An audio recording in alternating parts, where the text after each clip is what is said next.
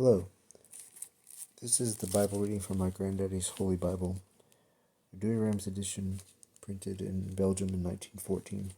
This is the January 16th reading, but we're actually reading from the Bible reading plan for January 18th. We're going to start today in Exodus and read chapters 1 through 3.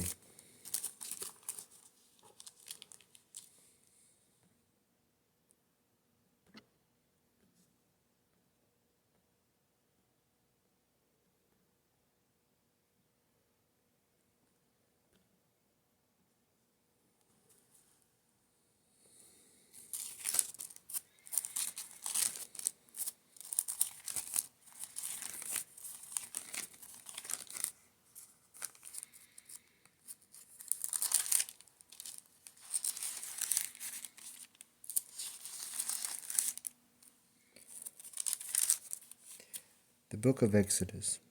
The second book of Moses is called Exodus, from the Greek word exodus, which signifies going out, because it contains the history of the going out of the children of Israel out of Egypt.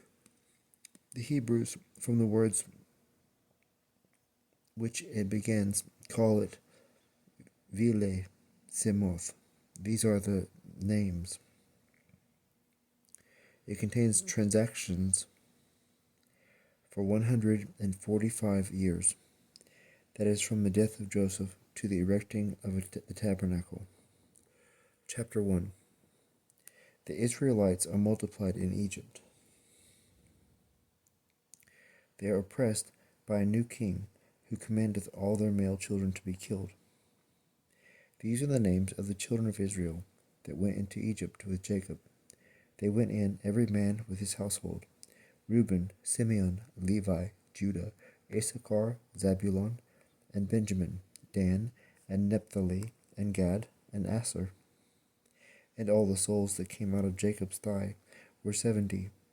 But Joseph was in Egypt after he was dead, and all his brethren, and all that generation. The children of Israel increased and sprung up into multitudes, and growing exceedingly strong, they filled the land.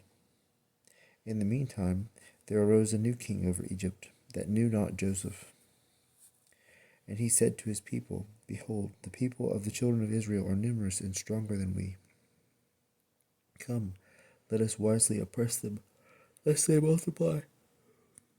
And if any war shall rise against us, join with our enemies, and having overcome us, depart out of the land. Therefore he set over the masters of the works, to afflict them with burdens. And they built for Pharaoh cities of tabernacles, Pithom and Ramses.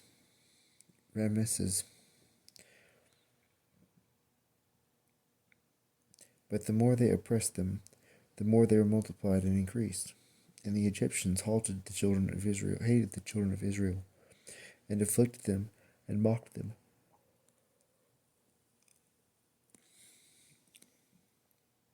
And they made their life bitter with hard works in clay and brick, and with all manner of service, wherewith they were overcharged in the works of the earth.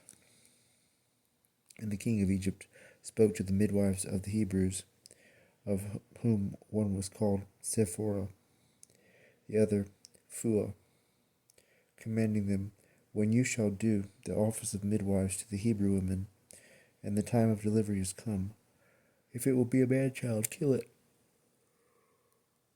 If a woman, keep it alive. But the midwives feared God, and did not do as the king of Egypt had commanded, but saved the men children. And the king called for them and said, What is that you mean to do, that you would save the men children? They answered, The Hebrew women are not as the Egyptian women, for they themselves are skillful in the office of a midwife, and they are delivered before we come to them. Therefore God dealt well with the midwives, and the people multiplied and grew exceedingly strong. And because the midwives feared God, he built them houses. Pharaoh, saying, Whatsoever shall be born of the male sex, ye shall cast into the river. Whatsoever of the female, ye shall save alive. Chapter 2.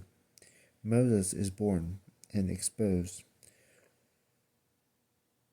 On the bank of the river, he is taken up by the daughter of Pharaoh and adopted for her son. He killeth an Egyptian and fleeth into Madian.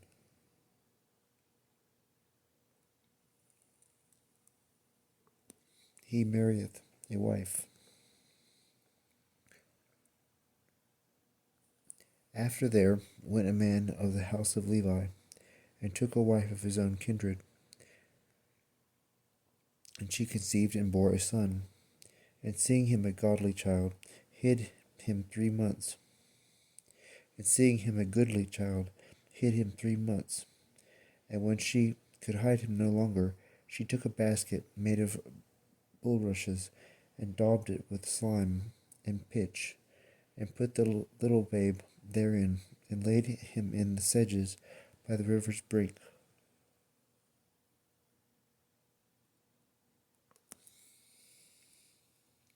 His sister, standing afar off, and taking notice what would be done, and behold, the daughter of Pharaoh came down to wash herself in the river, and her maids walked by the river's brink. And when she saw the basket in the sedges, she sent one of her maids for it. And when it was brought, she opened it, and seeing within it an infant crying, having compassion on it, she said, This is one of the babes of the Hebrews. And the child's sister said to her, Shall I go and call to thee a Hebrew woman to nurse the babe? She answered, Go. The maid went and called her mother. And Pharaoh's daughter said to her, Take this child and nurse him for me. I will give thee thy wages. The woman took and nursed the child, and when he was grown up, she delivered him to Pharaoh's daughter. And she adopted him for a son, and called him Moses, saying, Because I took him out of the water. In those days, after Moses was grown up, he went out to his brethren, and saw their affliction, and an Egyptian striking one of the Hebrews, his brethren. And when he had looked about this way and that way, and saw no one there, he slew the Egyptian.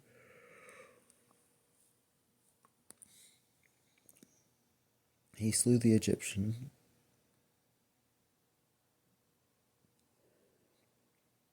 and hid him in the sand. And going out the next day, he saw 2 Hebrews quarreling, and he said to him that did the wrong, Why strikest thou thy neighbor? But he answered, Who hath appointed thee prince and judge over us? Wilt thou kill me, as thou didst yesterday kill the Egyptian? Moses feared, and said, How is this come to be known? And Pharaoh heard of this word, and sought to kill Moses. But he fled from his sight, and abode in the land of Madian. And he sat down by a well. And the priest of Madian had 7 daughters, who came to draw water, and when the troughs were filled, desired to water their father's flocks. And the shepherds came and drove them away. And Moses arose, and defending the maids, watered their sheep. And when they returned to Raguel their father, he said to them, Why are ye come sooner than usual? They answered, A man of Egypt delivered us from the hands of the shepherds, and he drew water also with us, and gave the sheep to drink. But he said, Where is he? Why have you let the man go? Call him, that he may eat bread. And Moses swore that he would dwell with him. And he took Zipporah his daughter to wife, and she bore him a son, who he called Gershom, saying, I have been a stranger in a foreign country. And she bore another, whom he called Eliezer, saying, For the God of my father, my helper, hath delivered me out of the hand of the Pharaoh. Now after a long time, the king of Egypt died, and the children of Israel groaning, cried out because of the works, and their cry went up unto God from the works. And he heard their groaning, and remembering the covenant which he made with Abraham, Isaac, and Jacob. And the Lord looked upon the children of Israel, and he knew them. Chapter 3. God appeareth to Moses in a bush, and sendeth him to deliver Israel. Now Moses fed the sheep of Jethro, his father-in-law, the priest of Madian, and he drove the flock to the inner parts of the desert, and came to the mountain of God, Horeb. And the Lord appeared to him in a flame of fire out of the midst of a bush. And he saw that the bush was on fire, and was not burnt. And Moses said, I will go and see this great sight, why the bush is not burnt. And when the Lord saw that he went forward to see, he called him out of the midst of the bush, and said, Moses, Moses. And he answered, Here I am. And he said, Come not nigh hither, put off the shoes from thy feet, for the place whereupon thou standest is holy ground. And he said, I am the God of thy father, the God of Abraham, the God of Isaac, and the God of Jacob. Moses hid his face, for he durst not look at God. And the Lord said to him, I have seen the affliction of my people in Egypt, and I have heard their cry, because of the rigor of them that are over the works. And knowing their sorrow, I am come down to deliver them out of the hands of the Egyptians, and to bring them out of that land into a good land, a good and spacious land, into a land that floweth with milk and honey, to the places of the Canaanite, and Hittite, and Amorite, and Pharezite, and Hivite, and Jebusite. For the cry of the children of Israel is come unto me, and I have seen their affliction wherewith they were oppressed by the Egyptians. But come, and I will send thee to Pharaoh, that thou mayest bring forth my people, the children of Israel, out of Egypt. And Moses said to God, Who am I that I should go to Pharaoh, and should bring forth the children of Israel out of Egypt? And he said to him, I will be with thee, and this thou shalt have for a sign, that I have sent thee. When thou shalt have brought my people out of Egypt, thou shalt offer a sacrifice to God upon this mountain. And Moses said to God, Lo, I shall go to the children of Israel, and say to them, The God of your fathers has sent me to you. If they should say to me, What is his name? What shall I say to them? God said to Moses, I am who I am. He said, Thus shalt thou say to the children of Israel, He who is hath sent me to you. And God said again to Moses, Thus shalt thou say to the children of Israel, The Lord God of your fathers, the God of Abraham, the God of Isaac, and the God of Jacob, has sent me to you. This is my name forever, and this is my memorial unto all generations. Go gather together the ancients of Israel, and thou shalt say to them, The Lord God of your fathers, the God of Abraham, the God of Isaac, the God of Jacob, hath appeared to me, saying, I have visited you, and I have seen all that hath befallen you in Egypt.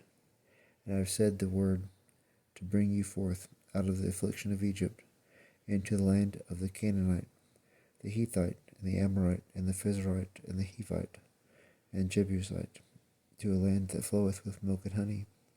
And they shall hear thy voice, and thou shalt go in, and thou and the ancients of Israel, to the king of Egypt, and thou shalt say to him, The Lord God of the Hebrews hath called us. We will go 3 days' journey into the wilderness, to sacrifice unto the Lord our God. But I know that the king of Egypt will not let you go, but by a mighty hand.